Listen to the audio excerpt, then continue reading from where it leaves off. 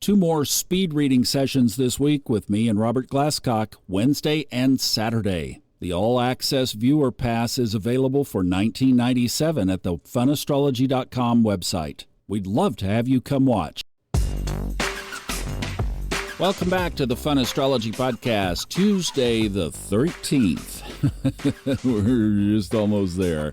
Well, we talked about it yesterday. The big one of this week is tomorrow morning, 11:21 a.m. Eastern Time, when Mars conjoins Jupiter. Mwah! Right there on the lips. Hi, everybody. Thomas Miller on the Fun Astrology Podcast. Thanks for joining us. Today, we're going to check in with Jenny Geyer again. Just a great astrologer out of Florida, and she has some perspectives on this. Then she will be back on Friday as well to talk again about the full moon and the whole plethora of stuff on Monday that we talked about yesterday. I think it's great to get different perspectives on this, and I really appreciate this little team that we have coming together of folks who are contributing to the additional embellishments of these aspects. So Jenny, Kristen, Liz Grace, thank you all. Really appreciate it. I've got a couple more people that I'd like to bring in as well, so we've got our eye on that. The only other thing today is we get a Sagittarius moon today. That happens at 6 a.m. That's Eastern Time, as always here. And the last aspect before that was at 5 a.m. It's a real short 1 hour on the nose, void of course, but that trine to Neptune is a favorable aspect.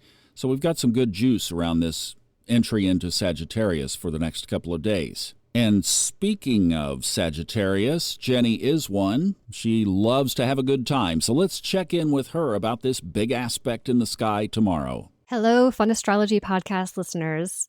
They say actions speak louder than words, but what about when actions and words both get a turbo boost at the same time? On Wednesday, August 14th, Mars meets up with Jupiter in Gemini at approximately 1 o'clock p.m. Eastern Time, and that's exactly what we get. This energy peaks on Wednesday when the two planets conjoin at 16 degrees, but you may have already been feeling it in the days leading up and are likely to feel it over the next few days. When the fast-moving, fiery god of war, Mars, and expansive, long-winded Jupiter meet up in Mercury's home sign of communication and information exchange, words have the potential to become flamethrowers, and ego-inflated windbags will demand a podium. With the sun still in Leo and the ruling planet of Gemini, Mercury, playing host to Mars and Jupiter as he bobs in and out of Virgo and Leo in retrograde, it's time to put your heart where your mouth is. Just consider doing a dress rehearsal or asking an eagle-eyed friend to proofread your script before you decide to present your big monologue to the public. After all, God is in the details. What you have to say needs to be heard, but with Saturn in retrograde looming over Mars and Jupiter from 17 degrees Pisces, forming a tense square, we're reminded that not everyone will be receptive to our message, and to keep our emotions and expectations in check. If you can't say what needs to be said from a place of calm, cool collectedness, it's probably best to keep it to yourself until you can. Theatrics now will not help you be heard, but consider first how important it is that you have an audience. It may be that there's something speaking to you from your own heart that needs you to hear it first. Either way, the key to utilizing this aspect effectively is to find a way to express what your soul needs to say without letting your emotions take center stage. What you say now has bass and bravado, whether you intend it to or not. And to paraphrase the wise wordsmith, Maya Angelou, people may forget what you said, but they will never forget how you made them feel. Everyone will be experiencing this energy to some degree, so you may find people are a little on edge around this time. So try not to take anything personally. And remember, no, it's not just you. You'll have the advantage of being forewarned, of course, so be prepared with some mantras and breathing exercises. Another layer to this aspect is brought in through Venus, now transiting through Virgo, and therefore sharing the same host as this Jupiter-Mars conjunction, since Mercury is the ruler of both Virgo and Gemini. Venus is a taskmaster herself while in Virgo, and especially as she gradually moves into an opposition with Saturn and Pisces. Throughout this transit, Venus is requiring us to do a major closet clean-out. And while that news may have elicited a few groans, the catch here is that the closets overdue for an overhaul now are not in our physical homes, but the storage spaces we hold in our minds. She wants us to let go of old, dusty opinions and thought processes that don't resonate with our highest self.